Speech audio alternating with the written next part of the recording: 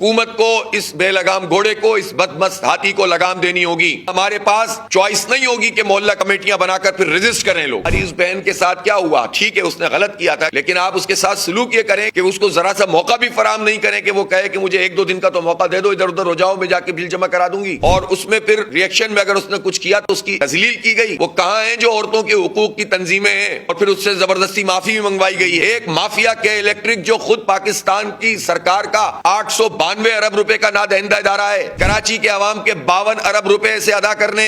سوئی سادن گیس کا یہ 177 ارب روپے کا نادہندہ ہے. بغیر ایگریمنٹ کے اس کو حکومتی کی یہ پارٹیاں ہیں، نون لیگ، پی پی، ایم کیو ایم ٹائپ کی، اس کو گیس فراہم کروا رہی ہیں. اس کا لائسنس کینسل نہیں کیا جا رہا. جب اس کے لائسنس کی ایکسٹینشن کی بات آئی، ایم کیو ایم کہاں تھی؟ پیپلز پارٹی کہاں تھی؟ نون لیگ کہاں تھی؟ صرف جماعت اسلامی نے نیپرا میں جا کر ان کے لائسنس کی ایکسٹینشن کی مخالفت کی. کراچی کے عوام سے دشمنی کرنے والوں کے ساتھ کون کھڑا ہوا؟ یہ ساری پارٹیاں کھڑی ہوئی ہیں.